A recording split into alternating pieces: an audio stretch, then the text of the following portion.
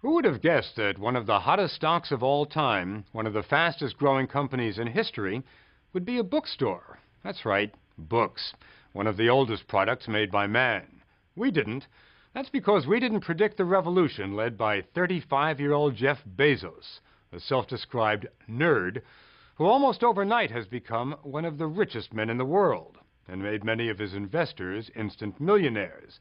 That's because his revolution created a new way of buying things by computer over the internet, and we have been lining up by the millions. He calls his company Amazon.com, Earth's biggest bookstore. You can't drop by, not in person anyway.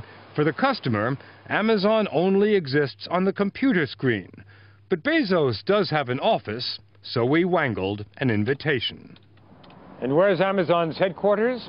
The public relations people told us to come to 1516 2nd Avenue between Pike and Pine in Seattle. But when we passed the pawn shop and the porno parlor, the wig store and the down-market teriyaki joint, we didn't see anything that looked vaguely cutting edge. No corporate drives or office towers.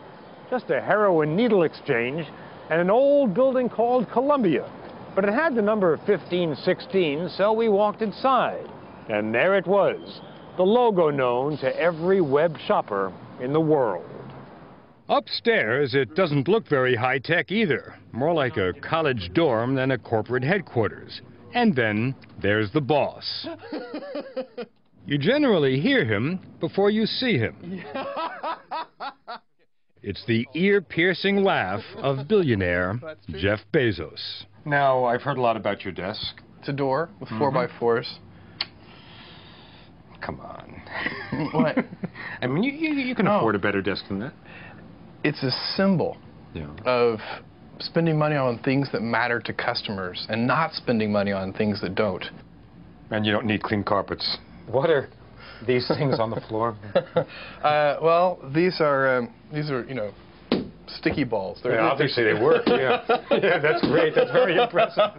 Remember, this man is a titan of our time, a giant. What kind of kid were you?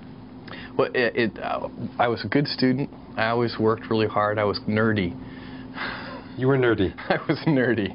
That hasn't changed, by the way. Did you realize it back then? My watch updates itself from the atomic clock 36 times a day, if that gives you any indication. Really? I'm afraid so. But you did really well, huh?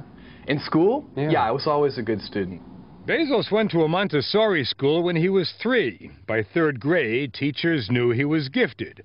A year later, he started playing with computers. In high school, he was valedictorian of his graduating class. Socially? Socially, I was a little awkward, I think would be one way to put it. Blind dates? Not until, I didn't really date much until like my last year of college. Which was where? Which was at Princeton. Actually, I set up sort of a formal plan to date. I had all my friends set me up on blind dates. None of them worked out very well. Maybe it was his intensity, or maybe it was the way he talks. Listen to the way he describes his company's business plan. We believe that this is a critical category formation time. Bezos uses the same kind of Wall Street wonk talk when he talks or thinks about almost anything, including what he wants out of life. The way I made the decision to leave Wall Street and do this was, you know, it'll sound geeky to you, but it was a regret minimization framework. So this is how I actually made the decision. If I understand it, if I can translate that into English I can deal with, does that mean I want to live my life so that in a few decades from now I'm not going to regret it? That's exactly right. I want to have lived my life in such a way that when I'm 80 years old, I've minimized the number of regrets that I have. And I think actually a lot of people do that. I think they, even if they don't, you know, call it something as dorky as regret minimization framework, they behave that way anyway. They think that way. And but for you, it was not carpe diem. It was not wine, women, and song. No, no, no, no. I don't go in for carpe diem. I go in for regret minimization framework. Absolutely. When Bezos left that Wall Street job in 1994, he followed that old American edict, go west, young man. He and his wife didn't know where they were going. In fact, the movers packed their things and were already on the road when Bezos phoned them to say he had decided on Seattle. His other big decision? Books. Sell books. Not in stores, but over the internet. The company took off like a rocket. Did you read the Times this morning, New York Times? Yeah, I saw the Times this morning. At one point on Friday, Amazon.com's total stock market value surged past $30 billion, making it worth more than a major industrial company like Texaco. That didn't blow your mind when you read it? Well, I think if you're asking for sort of an emotional response, I think it's very humbling, and it creates a sense of responsibility. According to my calculations, you yourself are worth somewhere in the vicinity of $9 or $10 billion today. I only say that because I've got a follow-up question. Okay. What's with the Honda? This is a perfectly good car. In July of 1995, from this modest ranch house outside Seattle, Bezos sold his first book. Today, he has 5 huge warehouses in the United States and Europe, packed not only with books, but with CDs and movies. Last year, Amazon sold more than $600 million worth of merchandise over the internet. Hey, PK, local financial, I think that's you. C93's coming back. And the stock? If you'd bought $1,000 worth of Amazon stock in 1997, it would be worth between $30,000 and $60,000 today. Bruce Smith is an analyst for Jefferies & Company in New York. Is this investing or is it gambling? Right now, with the frenzy we've had, to me it feels much more like gambling. Because it's crazy. Well, I don't find it rational, to be honest with you. It went up almost 1,000% last year. When have you seen anything comparable? Nothing. But there are huge risks. The internet is real. Real money is being spent. It's not going to stop. But what you could have is a decline in these stocks of 50, 75%. But investors keep flooding in. Why? Amazon snagged almost 2 million new customers at the end of last year. And like other internet companies, it's growing much faster than those old blue chips.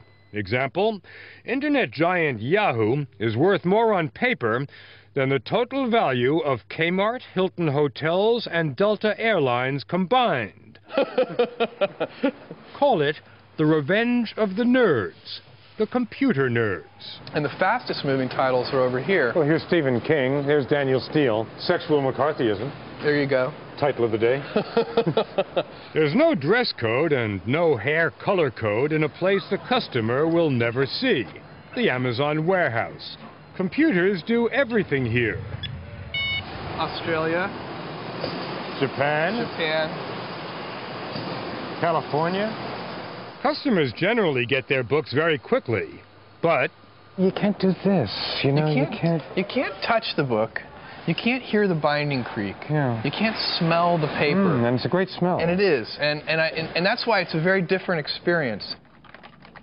with his computers, Bezos used to sell a lot of computer books to computer nerds.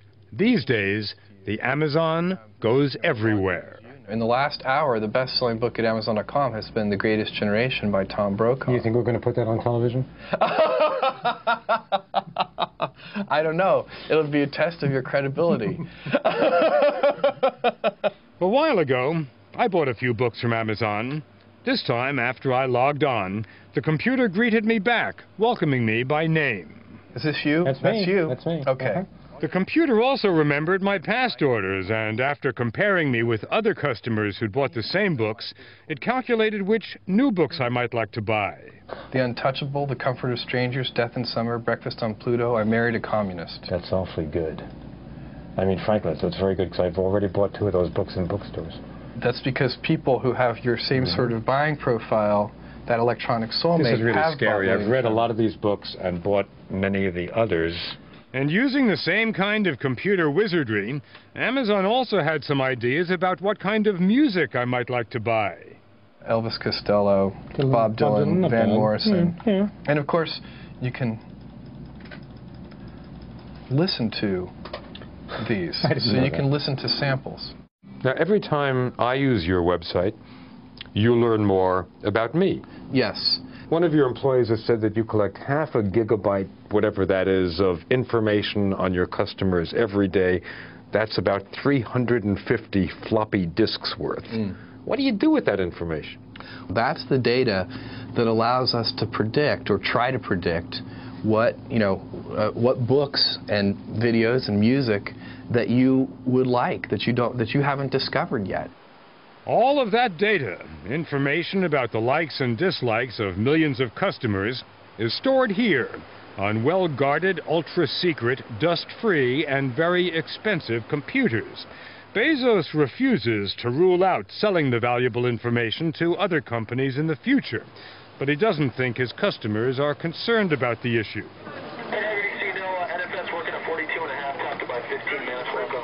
And Wall Street isn't concerned that Amazon has never made a profit, not a dime. In fact, it lost $125 million last year. The company says it's investing for the future. Skeptics say it would have to sell every book being sold in the world today to justify its stock price.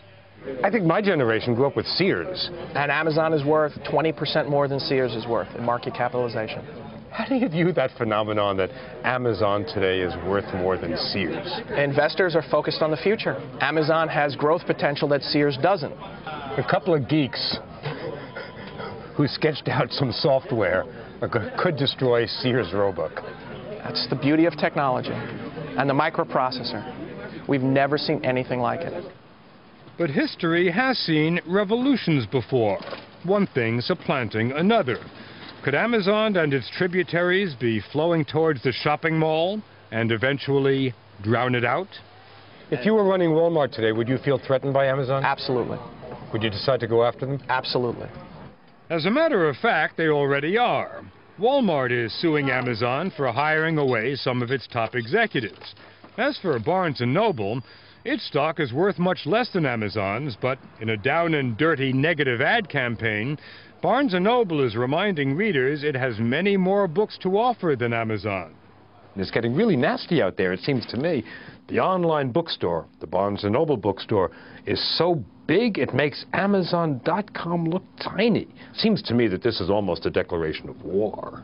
Well, it's not just Barnes & Noble, but one of the Walmart things... is suing you? That's right. And you're surrounded by enemies. People want to get you. Establishment is big and powerful. Do you ever get scared? Well, I tell people around here to wake up petrified and afraid every morning. Do you? I do. It is not uncommon for people who have achieved the kind of startling success you have in such a short period of time develop a pretty strong fear about losing it all. Are you afraid of that? I know we can lose it all. It's not a fear. It's a fact.